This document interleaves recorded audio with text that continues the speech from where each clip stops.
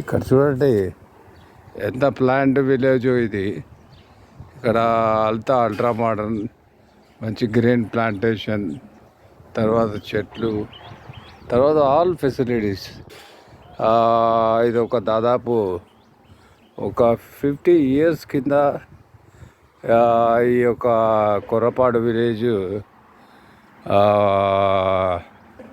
Jammalamadugu taluka Kadapa district AP డ్రౌర్ అయింది.